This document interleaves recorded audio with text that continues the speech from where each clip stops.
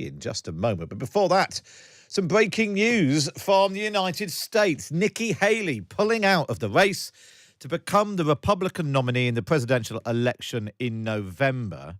Yesterday on Super Tuesday, she won just one of the 16 states up for grabs. Here was Nikki Haley speaking just a couple of days ago. Republicans lost the vote on Mayorkas. They lost the vote on Israel. The RNC chair lost her job, and Donald Trump had his fingerprints on all of it. At some point, maybe we should say the reason that America keeps losing is because of Donald Trump.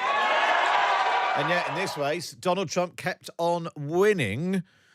So let's speak now to Jennifer Ewing, a spokesperson for Republicans Overseas UK. Hi, Jennifer. Hi, how are you, Matt? I'm very good. How do you feel about Nikki Haley pulling out?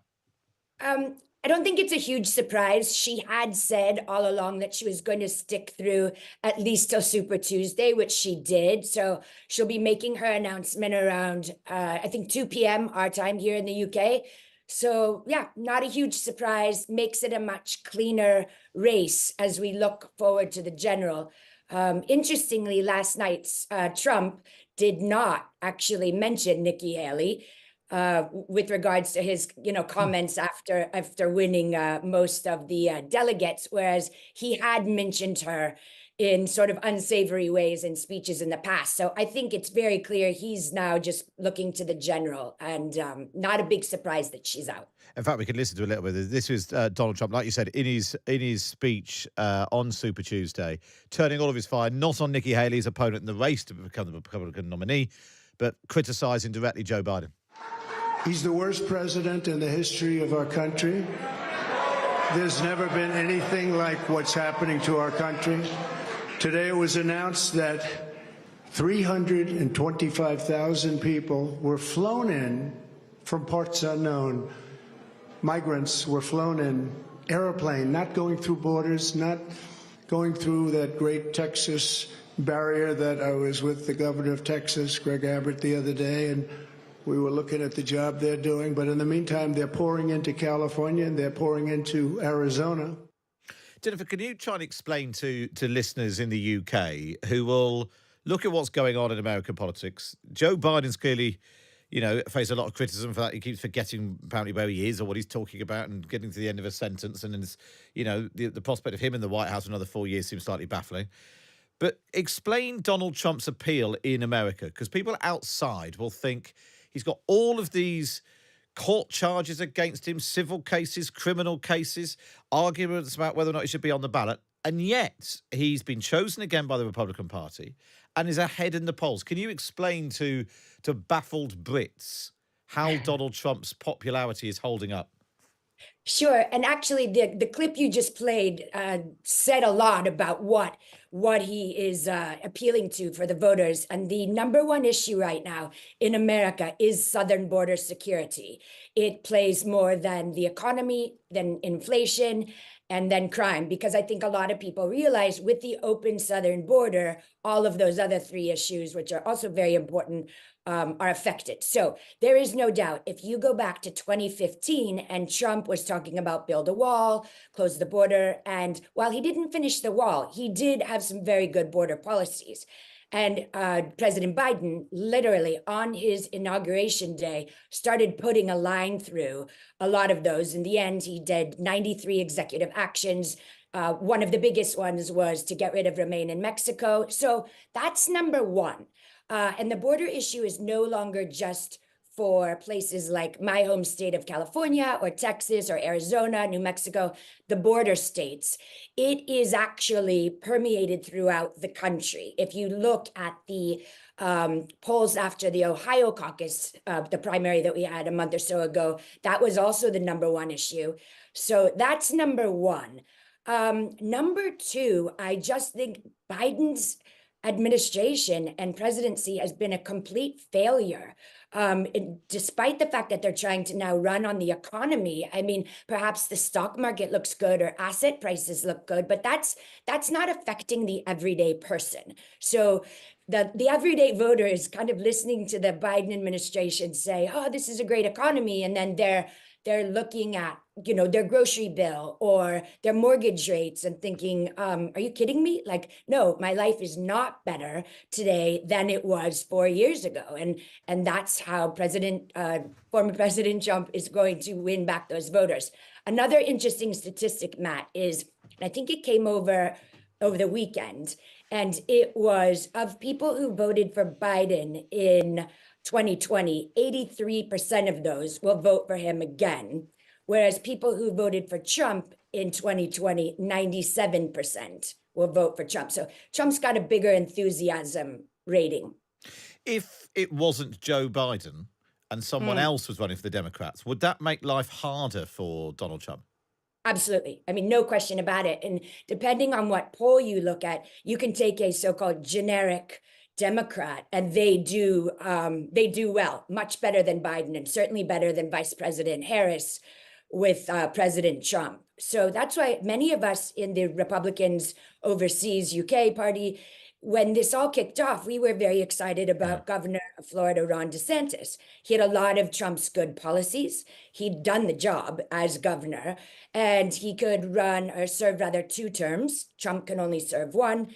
And he didn't have a lot of the baggage, the lawfare baggage. What's interesting, however, if you look at about a year ago, Trump and DeSantis were neck and neck in the polls, very, very close. And then as soon as these 4 big indictments, 91 charges started coming up against Trump, Trump's numbers skyrocketed. And I think that's because people really did think that the justice system was being weaponized against Trump. And voters don't like that. If you don't want President Trump to win again, then don't vote for him in November. And that's what you saw the Supreme Court come out and rule earlier this week, 9-0, that Colorado and other states could not remove Trump from the ballot. So let's just have this play out at the ballot box in November. Yeah. Trump versus Biden, if that is who the Democrats end up running with, which I have some views on that. Jennifer, really fascinating to speak to you. Thank you for that. Jennifer Ewing there, spokesperson for Republican Overseas UK. I suspect we shall speak again in the coming weeks and months. Thank you for that. And if you are interested in the US election and what's happening there, tonight there's an event taking place with Times and Sunday Times correspondents answering your questions, all the big issues that Americans are talking about. So you've got Katie Davis, Alistair W, who knows on the show a lot, Louise Callahan and David Charter. If you want to sign up, you just go to times-event.com/US-election. Well, there's details on the Times website, and there's a QR code in the paper as well. Right, now it's time for this. PMQs, pre-packed on Times Radio. Yes, it's time for PMQs pre-packed, but we'll call budget, but Anyway, Feet Glovers here. How are Hello. you? Yes, I'm very well. How are you? Yeah, very good, very good. Yeah, it's the Foley War bit, the PMQs. Do you care what happens at PMQs, or should we just talk about the budget? Well, I mean, I think it's the little kind of foot bath that you go through to the big swimming pool today, isn't it? Oh. Sorry. Just sort of a couple of plasters and hair. And some verrucas. Yes, Yeah. It's always a very different temperature, isn't it, that foot bath? Yeah. So I think it is more about the budget, isn't it? But I think that there could be a little bit of hay to be made. Who's just opened a Tim beer Shipman's here, in and the he's just studio? cracked open a can of lager. Yes, hasn't he? God, the fun that you guys have on your It's a show. Diet Coke. It's a Diet Coke. If any of the speculation is to be believed about where some money might be coming from in the budget, if it's a tax on second homeowners and non-doms, there is some kind of there are points to be scored, aren't there, by Sir Keir Starmer against the front bench on that one, I think. But I think it's got to be about tax. I just want to hear questions about tax, because even if we are to be better off after a national insurance cut by up to £900 a year, we are still living in a time with the highest tax burden since the end of the Second World War, aren't we? So, that seems to be a bit kind of like, put something delicious in the window, but actually there's nothing in the shop. And I think the fat shaming by Peter Mandelson might make its way in, because that's just quite... Yeah. He wanted to go viral a couple of weeks ago. He said, how do I go viral? Because Polly had gone viral. Yes. From How to Win. And now he has. Yes, but with quite a low blow. Yeah. Really. And I think it would be irresistible not to say, would you like to pop upstairs to make the bed? Oh, yeah, make the bed is good. Yeah. Yeah. What did you make of that the Grazia display of dishwashing and all of that kind of stuff. It really does. We talked a bit about this yesterday, but it feels to me like this is the Prime Minister's in trouble, or party leaders in general. They sort of spool through these things. They try the national media, that doesn't work. They say they're going to do the local media, and then that doesn't work. And then they got to go out and meet everyone in person and go on tour. And it feels like doing the lady magazines is like the next stage of the, you know, we're minutes away from the one show. That's Yes. sort of, you know. Oh, yeah, and I think soft furnishings, they're always a bit dodgy, aren't they? Because you scrutinise them far too much. Yeah. But I was quite interested in, because you talked about it today, didn't you, with Robert Crampton? And Yeah. I mean, there are a lot of people who just feel really reviled by seeing that kind of domestic detail. Yeah.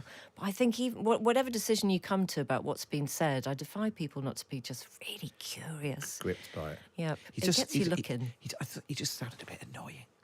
It's like going on. There's no carbohydrates on that plate. You haven't made the bed. I You know. haven't done this. What are we having for dinner tonight, darling? Structure. A lovely, Structure. 3 ways, a as lovely- they'd say on MasterChef. a lovely plate of structure. Well, no lunch for us today because we'll be gripped, won't we? We will be working all the way through. Pushing on through. Absolutely. Nose to the grindstone and all of that kind of stuff. We're looking forward to it, actually. Can I just give our show a bit of a plug? Of course. Because Adam Shaw is on with us throughout the whole programme Yeah. today. So personal finance wizard. So he can just work out what, whatever it is What that's it going means to be for announced, you what it actually and your means money for you. in your pockets, from Yes. Downing Street to your street. Exactly that. Fabulous. Big brains a go-go will be doing big brain things. Fabulous. You wouldn't think that Fee was a professional broadcaster, would you? Gone right over the news. I'm doing it from that clock, and I stopped at bang on midday. So we'll cut all this out. It'll be fine later. Goodbye. Right, it's time for this. On DAB digital radio, on the Times Radio app, and on your smart speaker. Times Radio, the election station. It's 12 o'clock. I'm Matt Chorley. This is Times Radio. Coming up, we will bring you the Chancellor's statement. The Chancellor gearing up to deliver his last budget before the election in half an hour. A 2p cut to national insurance expected to be the centrepiece of his plans, but we'll keep an eye on cuts to spending too. Nikki Haley will withdraw from the race to be the Republicans' candidate for US president, clearing the path for Donald Trump to run again. The former president won 14 of the 15 states voting in the Republican primaries on Super Tuesday. A 33-year-old woman will appear in court charged with murdering her own daughter in the West Midlands. Jaskirat Kaur was arrested on Monday when police found the body of 10-year-old Shay Kang in their home on Monday as well. Junior doctors in Northern Ireland are on strike for the first time. The 24-hour walkout is in a row over pay and conditions. And the Science Secretary, Michelle Donnellan's apologised to an academic and admitted there was no evidence to claim she showed sympathy for Hamas. Her department will use taxpayers' money to cover the damages to Professor Kate Sang. And if you want news when you want it, find the Times News Briefing on the Times Radio app. But now, this is Matt Chorley on Times Radio in association with Revolut. You can download the free app.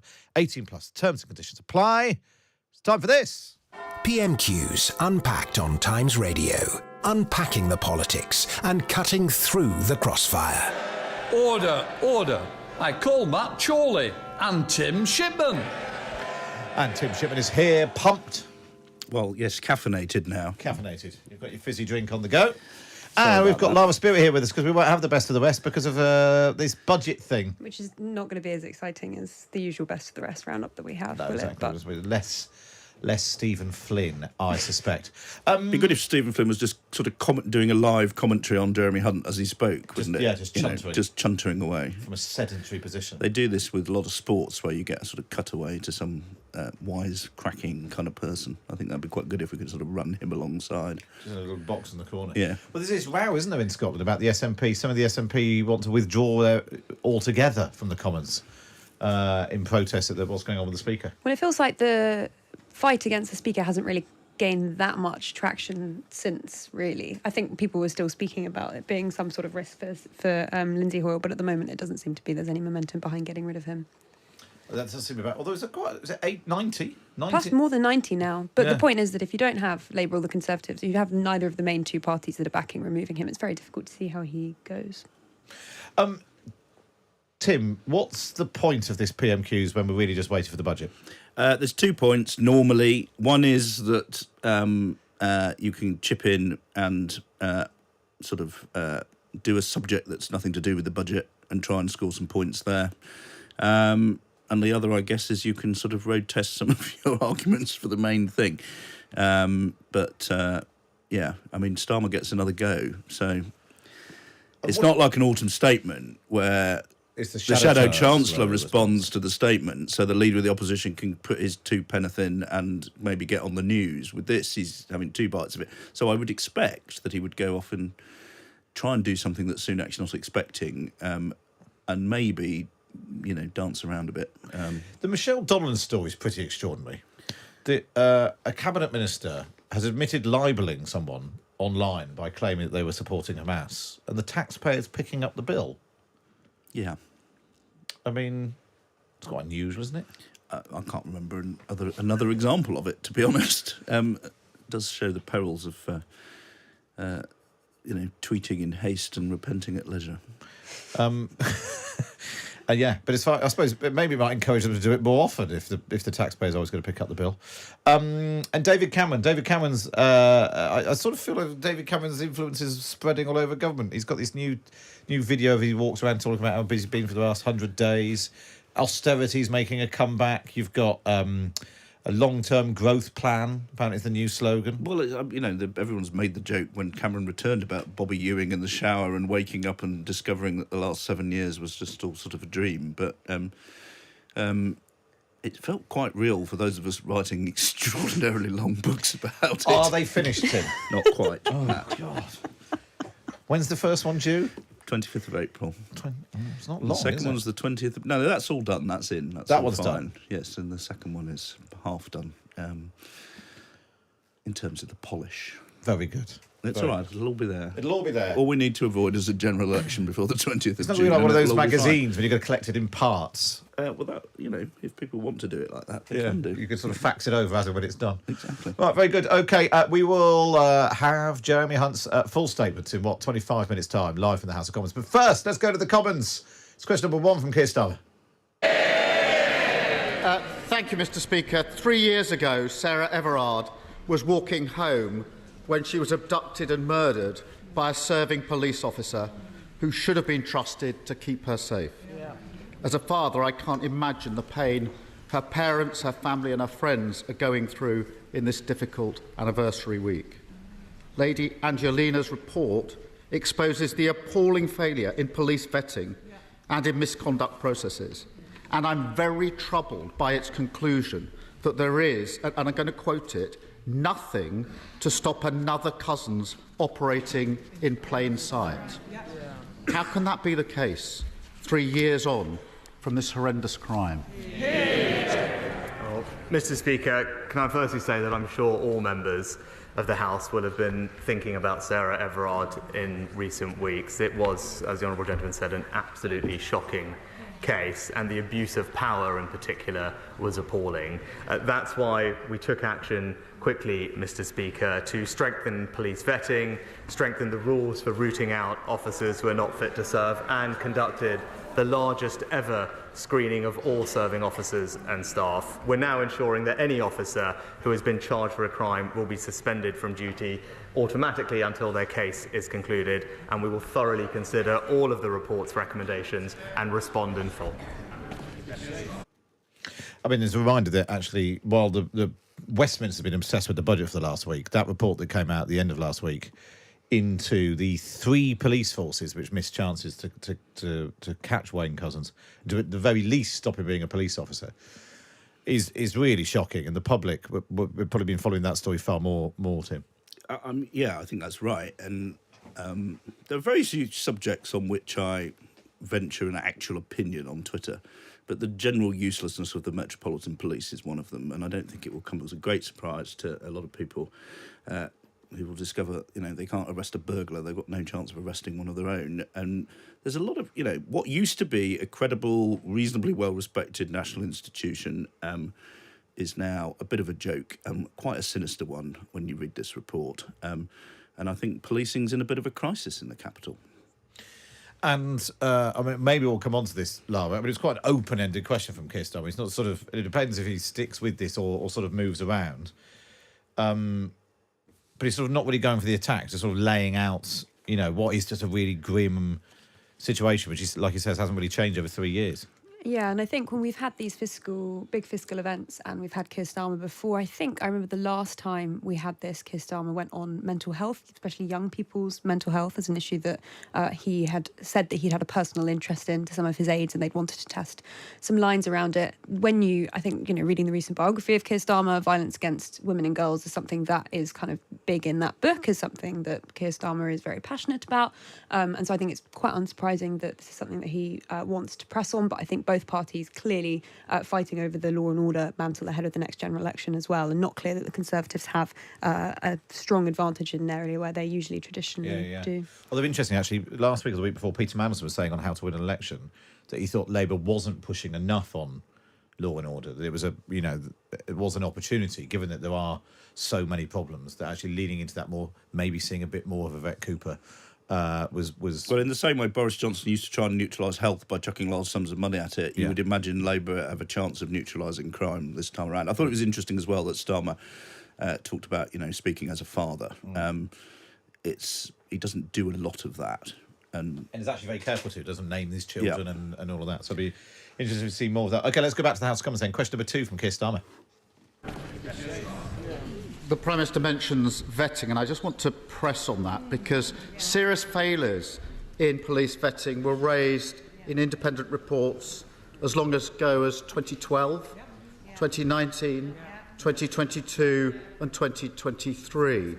And that's why Labour's been arguing for mandatory national vetting standards, which would stop anybody with a history of domestic abuse or sexual offending being allowed to join the police in the first place. Why are mandatory national vetting standards not already in place? Well, Mr. Speaker, it is vital for public confidence that those that are not fit to wear the badge are rooted out of the police and not able to join in the first place.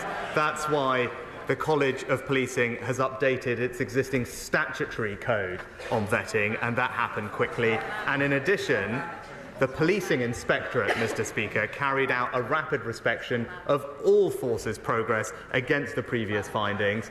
And in addition to that, an entire check against the National Police Database was carried out for all serving officers and staff. I mean, it does seem pretty extraordinary. If the alarm kept being raised about the need for national mandatory standards. And again, I mean, there's been a sort of broader debate about why we have so many small police forces, and it does seem as if your Wayne Couzens can move from one force to another. There was always used to be a bit of this, didn't there, in education with before sort of sexual abuse of children became a massive kind of cause celeb, but I think it was relatively common for someone who was a problem to be moved on, and that feels a little bit like that's what's been going on in policing. And I think a lot of local forces have merged their back office functions and all that sort of thing. Some of these police forces make no logical sense at all. I think people in Scotland would sometimes argue that having one for the whole country doesn't necessarily work brilliantly either, but you can imagine a world in which you had sort of 4 or 5 big forces. And at the very least, they were talking about there, running checks through databases regardless of where they've come from. Well, quite. And it's pretty staggering, isn't it, that anyone who's got a history of domestic abuse or sexual crimes is anywhere near the police force. Yeah. When that's the sort of thing that gets picked up if you're, try to volunteer with a charity. Well, quite. You can't even shake a tin for a charity in the street unless you pass this stuff sometimes, and it's pretty unbelievable, really. One thing to keep an eye on, depending on if it happens before the budget, George Galloway's bobbing up and down trying to get selected for a question. Let it be so. So we'll see. Unfortunately, he might be completely drowned out by the budget. But anyway, let's go back to the House of Commons. Question 3 from Keir Starmer.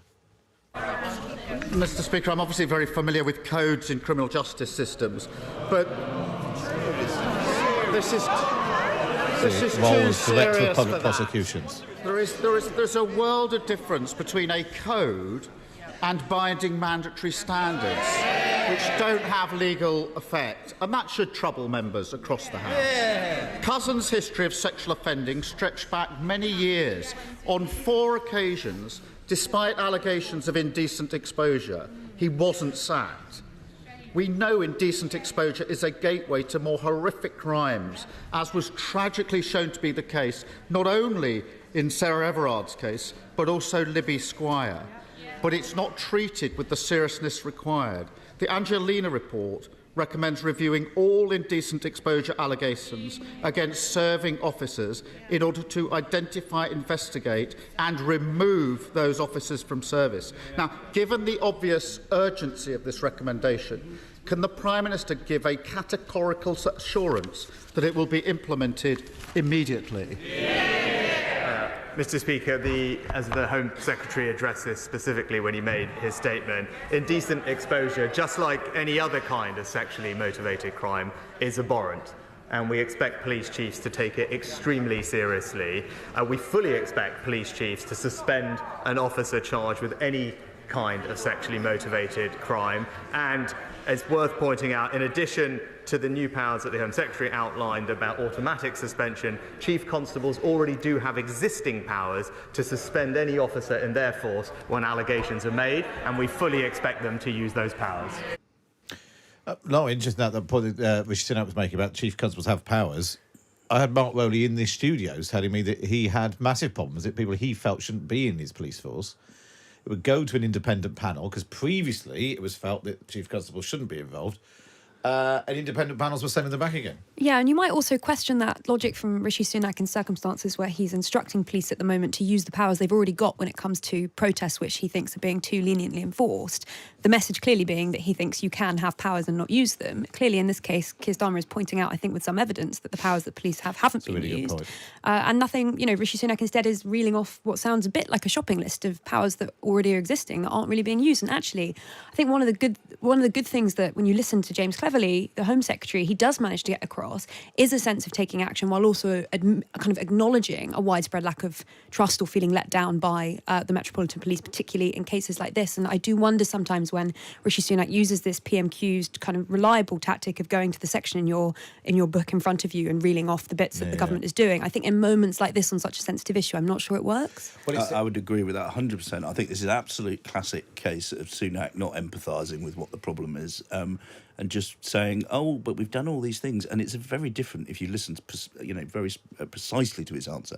Very different suspending someone who's been accused of this. And of course people have the right to, innocent until proven guilty and all the rest of it.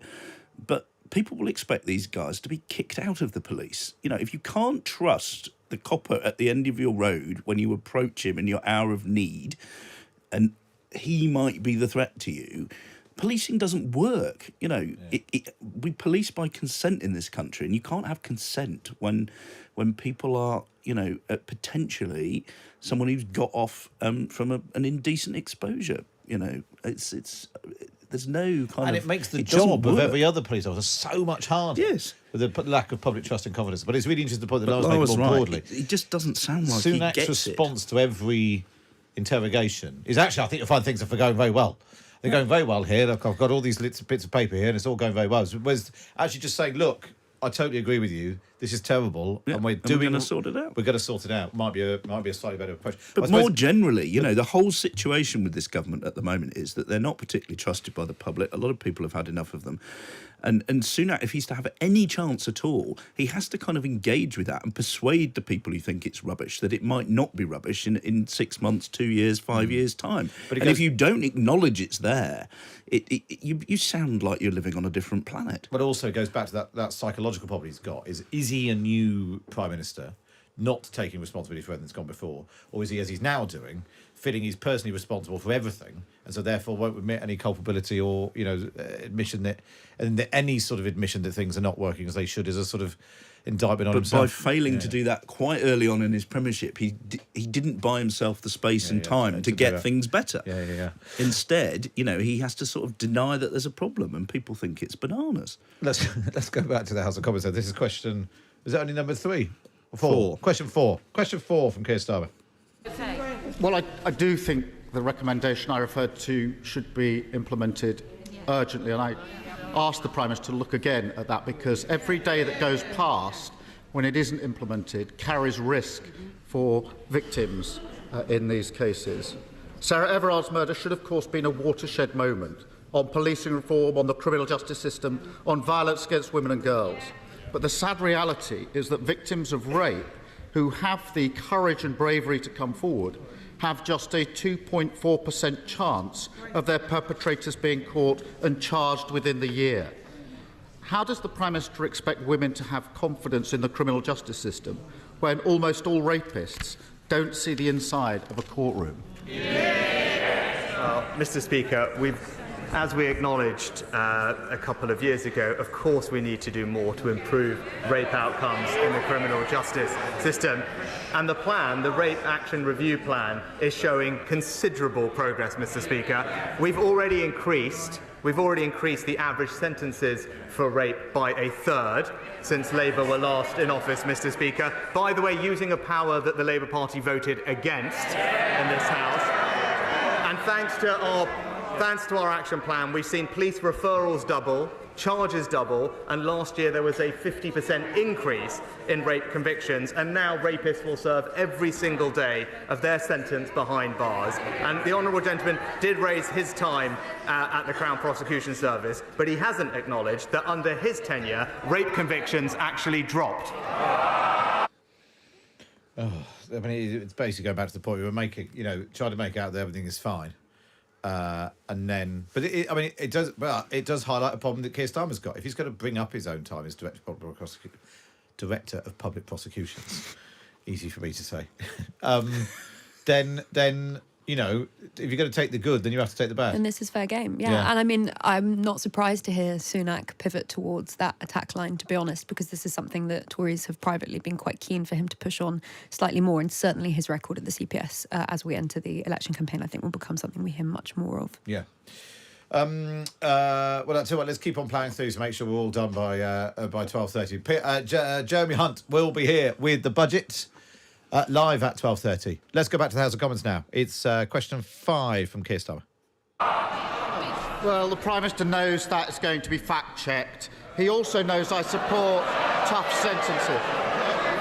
I really do think that the victims of violence against women and girls deserve better than this nonsense. It needs to be taken seriously. It's not games, Prime Minister. We all want more victims to come forward, but we have to be honest. Unless things change, the criminal justice system will continue to fail them.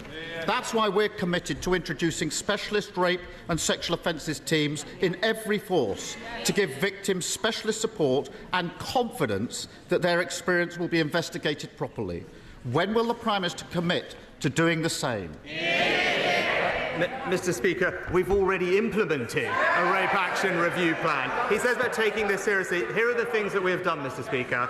We have ended the appalling digital strip search that victims had to go through with their mobile phones. We've ensured that there's better use of pre-recorded cross-examination. We've rolled out Operation Sorteria with incredible success across all national police forces, and we have increased significantly the number of independent sexual, domestic violence and abuse advisors to up to 1,000, and there is more specialist training in all police forces for these prosecutions. That is a plan that we've already put in place. It's a plan that is working to ensure that we can keep women and girls in our country safe. So, when Keir Starmer says that will be fact-checked, talking about his record, it has indeed been fact-checked, because this is a claim the conviction rate for rape and sexual offences fell between 2008 and 2013, a claim made by Dominic Raab when he was Justice Secretary. Channel 4 fact-checked it. The Ministry of Justice had figures showing that rape convictions fell from 38.5% to 33%, and it also fell for other sexual offences. But the Crown Prosecution Service has different figures which show that the conviction rate went up. I think this is like all crime figures, isn't it? You have the British Crime exactly. Survey and the official numbers, and they're always different. One lot of figures are calendar year, one lot of figures are financial years, and the Ministry of Justice compare the number of offenders convicted in a given year with the number of defendants prosecuted in the same year. But obviously, because some cases can take years to get to court, that's a issue. The CPS tracks the cases through the courts, and so they actually follow the actual cases they go through. I mean, it would look to me like the CPS figures are possibly more reliable, and they showed that rape convictions went up and from 57% to 60% while Keir Starmer was in. Well, it sounds like it's contested enough that it's going to be an arid exchange of statistics whenever this next comes up.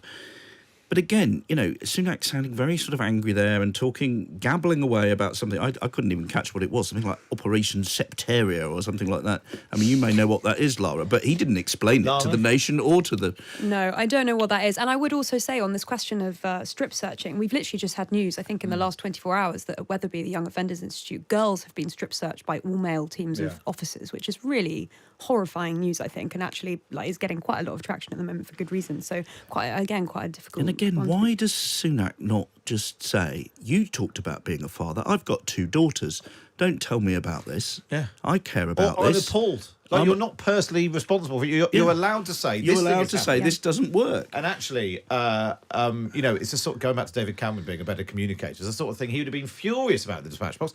Said he's going to haul people in. He wants to bash heads together rather than reading out some statistics. Anyway, we've got one last question before we bring in the budget. One last question from Keir Starmer. Mr. Speaker, the problem is the rosy picture the Prime Minister tries to paint of the current criminal justice system is completely at odds with the confidence many women currently have in it. And with the publication of the Angelina report, the country deserves to know that we're doing all we can to make our country safe for women. That starts with what should be the most basic task, creating a safe workplace here in Westminster. And at the moment, as everyone in this House knows, we are failing in that endeavour, and we all have a duty to change this. So when will he make time for the vote on banning from Parliament MPs who face allegations of sex offences? Prime Minister. Mr. Speaker, it is absolutely right that we ensure our communities are safe for women and girls. That's why we passed the landmark Domestic Abuse Act. That's why we set up a new 24/7 victim support line. It's why we've quadrupled funding for victim support, and why we are investing in practical things like CCTV and better street lighting in safer communities up and down the country. Now, of course, there is always more we can do, but this government has a strong track record in ensuring that women across this country will feel safe. Well, there we are. Slightly odd final question from Keir Starmer, but there was supposed to be a vote on Monday. We talked about this on the show on Monday, to ban MPs who were accused of serious violent crimes from entering the Commons, because previously they've had the whip suspended, but they've still been able to go into the Parliament. A vote was promised on Monday, and then it was pulled by the government. Penny Mordaunt, the Commons leader, I think in part saying it was a result of the threats and so on, and the violence that MPs were facing, and they just wanted to sort of step back from that. And I'm not sure Rishi Sunak even really addressed the question. Well, that brings us to the end of PMQs Unpacked. We'll be back same time next week with that. But we are, mere moments away from the budget. Jeremy Hunt will deliver his budget in full here on Times Radio, and then we'll have to do all of the reactions throughout the afternoon. How big a moment is this, Tim? I was sort of thinking about this on the way in this morning. Sort of last summer, we were told that the reshuffle was going to be the big moment for Rishi Sunak. The party conference was going to be the big moment for Rishi Sunak. The progress of the Rwanda bill through the Supreme Court or the High Court. The November autumn statement was going to be the big moment. The New Year relaunch was going to be the big moment. And yet here we are. And is this going to be the big moment? Well, there aren't many left, are there? I mean, there's talk of them having a second budget if they don't go for an early election. So, there's been all sorts of reports that he's going to lay out some kind of pathway on income tax, even though the focus seems to be on national insurance in this. Most Tory MPs I speak to are pretty despairing of that. They think it's politically inept. And yeah, I mean, Hunt, I think, is sort of reasonably respected by MPs as having done a sort of... He's at least made an argument, and his autumn statement was quite a good speech, actually. It made sense, and it sort of, you may start to see, the sort of outlines of the Tory election argument on the economy here. But does anybody think it's going to really meaningfully move the dial? I mean, I guess it's hard to say, but yes, it's a big moment. They're all big moments because the number of opportunities this government has to change momentum or change the narrative is rapidly dwindling. And this, looks on the face of it like the most important between now and whenever the election is later this year. We'll see if that election does suddenly appear and ruin everyone's Easter holidays. This is Matt Chorley on Times Radio in association with Revolut. You can download the free app, 18 plus, terms and conditions apply. If you are just joining us, we will bring you Jeremy Hunt's budget speech live from the House of Commons in the next, 5 minutes that will start. We'll bring you the speech live and uninterrupted, and then we'll have an analysis for you throughout the afternoon. Mariella Frostrop picking up afterwards, and then Jane Garvin's Fee Glover from 3 o'clock, and then John Pienaar live from Westminster this afternoon from 5. What are you feeling, Lara, about the prospect of this being the firing the trigger on an early election? Well, part of the problem with them making an impact is that we sort of know basically not everything, but aside this question of public spending, whether or not future public spending cuts will be penciled in, the big headline measures have already been revealed by our colleague Steve Swinford yesterday, right? It's the national insurance 2p off. So in that sense, it's quite hard to make a very big splash, but as Tim says, it's one of the few opportunities they have. Apart from that, the elections are the only other point at which, if they don't get completely trounced, they can say that this is a moment where there's some green shoots of recovery, but otherwise it's quite difficult to see how. One of my sources last night said to me that there's still some baby rabbits, but that Mummy and Daddy have been shot by Mr. Swinford. I think they're traditionally pulled out of a hat rather than, they're not then shot. Well, a very grim foxes are shot, I suppose, grim magician at your, or beaten your to death with a baseball party. bat. If you're a fan of Twitter, baby rabbits. But yes, there's some baby rabbits to be had. But they're going to, and there's at least one market-sensitive thing that sounds like it's potentially interesting, according to my sources. So I don't think we know everything, but given what people really care about, which is how much money is going to be in my pay packet at the end of each month, I think we probably know most of that, and the rest of it's going to be future promises for a government that may or may not be around to fulfil them. And on the subject of who might then form the next government, it's quite a big moment for the Labour Party, who have so far thrown up a load of policies and then put them all in the bin on the basis that circumstances changed and we didn't know what the finances were going to look like. And if this is the last fiscal moment before a general election, what the OBR says about the money they'll have to spend and the tax levels, and this is the baseline upon which you must base your manifesto. If, as has been suggested, Jeremy Hunt has taken all of the ways that the Labour Party said they were going to raise money and spent them on tax cuts, they need an answer to the question, well, what are you going to do now? They will need an answer to that. And, the great hidden horror of all of this, of course, is that the spending plans are... there's a lot of cuts backloaded into the next Parliament, and whoever takes over is going to find it hard to stump up the cash for the public services. There's a kind of conspiracy of silence between both of the front benches about that fact. So some baby rabbits and then some Labour foxes shot sounds like the sort of animal order of the day. Lara, would you like to add to this menagerie? Can I say one thing, which is about Hugh Dalton, which is that everybody... God, we've got someone to raise the tone. People are tweeting today saying there needs to be justice for Hugh Dalton on the grounds that he leaked the budget and then resigned, and therefore everybody now has this policy where we've changed and you can leak the budget as you like. But I think what's forgotten is that they let Hugh Dalton go. Attlee let Hugh Dalton go because he didn't like him and because he wanted a way for him to leave. If Attlee had turned around and said, actually, you have been great and not nearly everybody in our party dislikes you at this point. In the unlikely event that listeners do not know who Hugh Dalton is. He was the chancellor who delivered the 1947 budget, and on his way in, moments before, he leaked detail of it to a journalist who reported it and then subsequently handed in his resignation, which was accepted. There we are. Justice for Hugh Dalton. Finally, somebody is bringing it to you. Well, if you are just joining us, it's Matt Chorley on Times Radio. Handing over this afternoon to Mariella Frostrop, who will bring you all of the reaction to the budget. Jeremy Hunt with what could be the last budget before the general election. Will it fire the starting gun on a spring general election? Will we all go to the polls on May the 2nd? Is what some people are speculating. Admittedly, that most of those people are Labour people who are trying to talk up the prospects. I think Conservative MPs looking at their majorities are slightly less enthusiastic. The change has happened in the Speaker's chair. Lindsay Hoyle stepping aside for the Deputy Speaker because that's tradition for reasons I can't totally explain right now. Jeremy Hunt drinking water, we suspect, from the dispatch box, probably not having a whiskey in the... 17-mile run this morning. 17-mile run this morning, exhausted. I mean, if he managed to stand at the dispatch box for 45 minutes, he'd be doing better than I would after 70 minutes. Let's go to the House of Commons. This is the budget and Jeremy Hunt. The Prime Minister